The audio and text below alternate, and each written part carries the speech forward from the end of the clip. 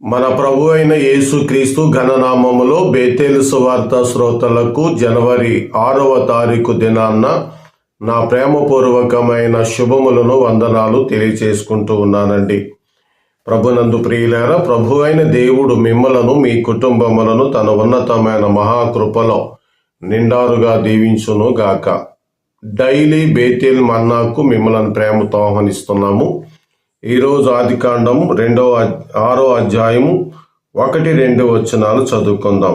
నరులు భూమి మీద విస్తరింపనారంభించిన తరువాత కుమార్తెలు వారికి పుట్టినప్పుడు దేవుని కుమారులు నరులు కుమార్తెలు చక్కని వారని చూసి వారందరిలో తమకు మనసు వచ్చిన స్త్రీలను వివాహము చేసుకొనిరి. చదవబడిన ఈ లేఖనము మన వినికిడిలో దేవుడు దీవించును గాక. ప్రార్థన. ప్రేమ నమ్మకమైన మా పరమందున్న తండ్రి, మీ ఘనమైన నామానికి స్తోత్రాలు. గడిచిన దినాలంతటిలో మీ కృప మాకు ఇచ్చినారు. ఈరోజు 6వ తారీఖు ఇచ్చినందులకు నిన్ను స్తుతిస్తున్నాము, కనపరుస్తున్నాము. ఈరోజు లేఖనాలు చదువుకున్నాం. ఈరోజు ఈ మాటల ద్వారా మాతో మాట్లాడి మమ్మలను బలపరిచి మీ శక్తి చేత నింపి మీకు సాక్షులమై బ్రతికే భాగ్యము దయచేయండి. మా ప్రభువా, మా కుటుంబ అవసరతలు ఎరిగిన దేవుడవు, మా అవసరతలన్నీ తీర్చండి. ఈ దినాన్న నీ బిడ్డలుగా మేము చేస్తున్న ప్రతి విషయాల్లో మీ తోడు కాపుదలిచ్చి మాట్లాడవలసిన చోటన మాట్లాడి, మౌనంగా ఉండవలసిన చోటన మౌనంగా ఉండి, పని చేయవలసిన చోటన పని చేసి, ఖాళీగా ఉండవలసిన సమయమున ఖాళీగా ఉండే కృపను కూడా దయచేయమని ఈరోజు లేఖనం ద్వారా మాతో మాట్లాడమని యేసుక్రీస్తు ఘనమైన నామములో ఈ ప్రార్థన అడుగుచున్నాము తండ్రి, ఆమేన్. ప్రభునందు ప్రియులారా, ఈరోజు మనం చదువుకున్నటువంటి లేఖనం ఆదికాండము 6వ అధ్యాయము 1-2 వచనాలు. ఈ అధ్యాయం గురించి యేసు ప్రభువారు నోహోవు దినములు అని చెప్పినారు. నోహోవు దినాలు అని చెప్పినారు. ఈ అధ్యాయములో దేవుని కుమారులు అన్నప్పుడు సేతు సంతతి వారు, అలాగే నరులు కుమార్తెలు అన్నప్పుడు ఇక్కడ పాపమునకు హేతువైనటువంటి కయీను సంతతి వారు అని చెప్పుకోక తప్పదు. అయితే దీని మీద చాలా లేఖన పరిశోధనలు ఉన్నాయి. ఇక్కడ వివాహము చేసుకున్నారనే మాట చూస్తున్నాం. ఈ వివాహం వ్యవస్థను బట్టి వారు ఎలాగా అయ్యారో 12వ వచనంలో చెప్పడం జరిగింది. దేవుడు భూలోకమును చూసినప్పుడు అది చెడిపోయి ఉండెను. భూమి మీద సమస్త శరీరులు తమ మార్గమును చెరిపివేసుకున్నారు. ఇందులో వారు వివాహాల విషయంలోనూ, నైతికమైన బాధ్యతల విషయంలోనూ, వారు ఇతరుల పట్ల వ్యవహరించవలసిన విషయంలోనూ పూర్తిగా తమ మార్గములను చెరిపేసుకున్నారు. అంటే ఒక విధంగా చెప్పాలంటే ఇష్టానుసారంగా బ్రతుకుతున్నారని చెప్పుకోవచ్చు. కాబట్టి ఇక్కడ దేవుని నమ్ముకున్న బిడ్డలు మంచిగా ఉండాలి. దేవుని నమ్ముకోని నరులు కుమార్తెలు దేవుని నమ్ముకున్నటువంటి వారిని వివాహం చేసుకున్నారు. ఈ వివాహ వ్యవస్థ చాలా లోతైన భావాలు ఉన్నాయి. మనం 5 నిమిషాలు మాట్లాడుకుంటున్నాం కాబట్టి ఇందులో ఉన్న పాఠం తీసుకుందాం. మన వివాహము దేవుని చిత్తమై ఉన్నదా? మనము చేసుకునే వివాహ వ్యవస్థ దేవుని చిత్తమై ఉండాలి, దేవునికి ఇష్టమైనదై ఉండాలి. అది గుర్తుపెట్టుకోండి. కాబట్టి తమ మార్గములు చెరుపుకొని వివాహాలు చేసుకున్నారన్న దానికి మనకు అర్థమవుతుంది. ఇక్కడ 3వ వచనంలో ప్రభువు ఆత్మ ఏమంటున్నారంటే, అప్పుడు యెహోవా నా ఆత్మ నరులతో ఎల్లప్పుడూ వాదించదు. వారు ఎలా ఉన్నారు చూడండి. వారు తమ అక్రమ విషయములో ఏమైపోయారు? నరమాత్రులై, అంటే ఆత్మీయులు కాదు, ఆత్మీయులు కాదు, నరమాతృలైనారంట. నరమాతృలైనారు. కాబట్టి నరమాతృలై ఉన్నారు అనే మాట చూడండి, కింద చూస్తున్నారు. మరి కింద వచనంలో ఏమని ఉందంటే, రెండో వేసి శరీరులు. శరీరులు అంటే ఆత్మీయులు కాదు, శరీరులు అనే మాట చూసుకోండి.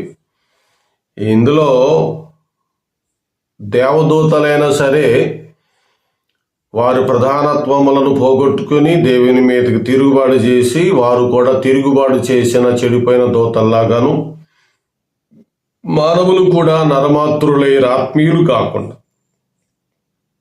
అని ఈ సత్యం క్లుప్తంగా ఒక యుగంలో జరిగిన సందర్భాలు చెప్తూ వచ్చినారు.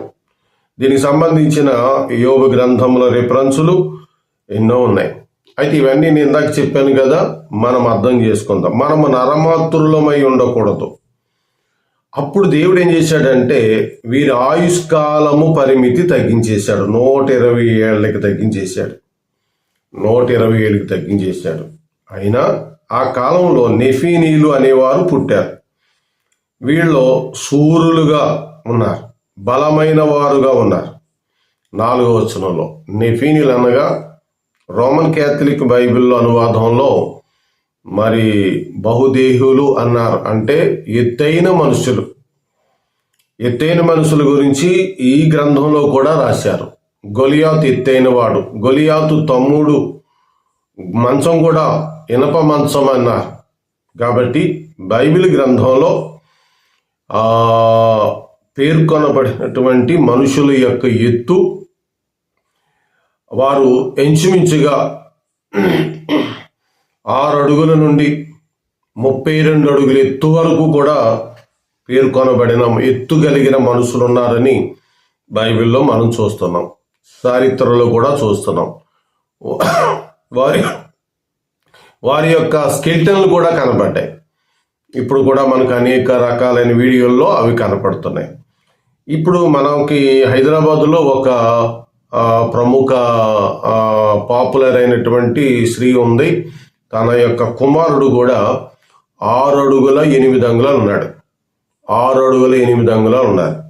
ముంబైలో కాళీ అనేవాడు కూడా, వాడు కూడా ఎత్తైన మనిషి. ఇక్కడ ఆలోచించండి, బహుదేహులు, ఆ ఎత్తైన శరీరం కలిగినటువంటి వారు నేడు కూడా మన ఇండియాలోను ఇతర దేశాల్లోనూ ఉన్నారు. నోహవు దినాల్లో కూడా వీరున్నారు. నోహవు దినాల్లో వీరున్నప్పుడు ఆయుష్కాలం దేవుడు తగ్గించాడు. వీరిలో బలాత్కారం. వీరు ఎందుకు త్వరగా చనిపోయారు అంటే, నరుల్ని చంపుకుని తినేసేవారు అనే కొన్ని విషయాలు కూడా బైబిల్ గ్రంథంలోనే రాసినారు. కాబట్టి నరుల్ని తినేసేటువంటి విధానంలో వీరు బ్రతికారు అనేది ఇక్కడ చూస్తున్నాం. అందుకనే 5వ వచనం, నరులు చెడుతనము భూమి మీద గొప్పదని, వారి హృదయము యొక్క తలంపులలో అంతయు ఎల్లప్పుడూ చెడ్డదని యెహోవా చూసి, తాను భూమి మీద నరులను చేసినందునకు యెహోవా సంతాపము నొంది తమ హృదయములను నోచుకొనెను. మరి ఇక్కడ ఆలోచించండి, దేవుడు భూమిని చూసినప్పుడు సంతోషం కలగలేదు, నరులు చూసినప్పుడు సంతోషం కలగలేదు.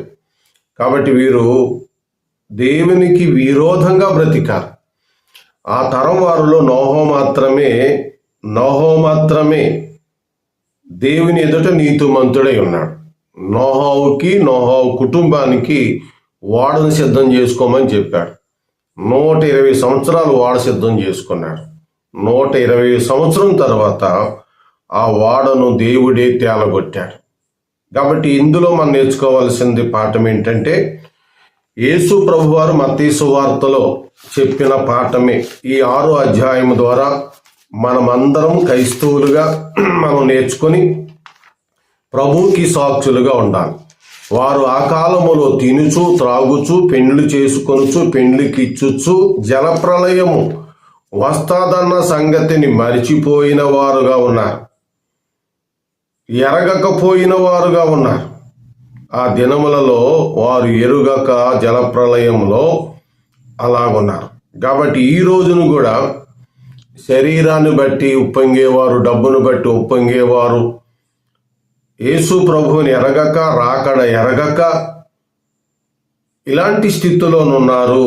కాబట్టి మనం అలా ఉండకూడదు అని మత్తయి సువార్త 24వ అధ్యాయంలో 35 నుండి ఈ విషయాలన్నీ యేసు ప్రభు వారు చెప్పారు. ఈ అనుదిన బేతేల్ మన్నాను వింటున్న శ్రోతలు అర్థం చేసుకోవాలి. నోహోవు దినాలలో జీవించినటువంటి నోహోవు కుటుంబం తప్పించి మిగిలిన వారు దేవునికి విరోధులుగా బ్రతికారు. ఈరోజు కూడా అలా బ్రతికే అవకాశం ఎక్కువగా ఉంది. అట్లయితే అందులో నుండి నువ్వు తప్పించబడి రక్షింపబడాలి. నోహోవు ఓడ ద్వారా రక్షింపబడినట్లుగా ఇప్పుడు ఆకాశము, భూమి అగ్ని కొరకు నిలవ చేయబడింది. దేవుని ఉగ్రత రాబోతోంది. కాబట్టి ఇప్పుడు ఆ ఉగ్రతను తప్పించుకున్నట్టుకు ప్రభువైన యేసుక్రీస్తునందు ఉండవలసిన వారమై ఉన్నాం. అందుకని ఉగ్రత రాక మునిపే ఆయన వచ్చి మన ఉగ్రతను భరించి సమాధి చేయబడి, సిలువ వేయబడి, సమాధి చేయబడి, తిరిగి 3వ దినమున లేచి మనకు రక్షణ ఇచ్చి వెళ్ళినారు. రక్షింపబడుము, ప్రభు వచ్చినప్పుడు ఎత్తబడుదువు. ప్రభు ఈ వాక్య లేఖనాలు మన వినికుడిలో దీవించును గాక. ఆమేన్. ప్రేమ నమ్మకమైన మా పరలోకపు తండ్రి, ఈ దినాన్న మీరిచ్చిన వాక్య సందేశము మా అందరి హృదయాల్లో గుచ్చి నూరంతులుగా ఫలింపచేయండి. మా అందరి కుటుంబ అవసరతలు తీర్చండి. యేసుక్రీస్తు ఘననామములో ఈ ప్రార్థన అడుగుచున్నాము తండ్రి. ఆమేన్. ప్రభునందు ప్రియులారా, రాత్రికాల ప్రార్థన సమావేశం ఉంటుంది. యూట్యూబ్ తప్పగా చూడాలని అందరికీ తెలియజేస్తూ నా మాటలు ముగిస్తున్నాను. మన తండ్రి అయిన దేవుని దయ ఇప్పుడు మరెల్లప్పుడు సదాకాలము తోడై ఉండి నడిపించును గాక. ఆమేన్. అందరికీ ప్రేమ వందనాలండి.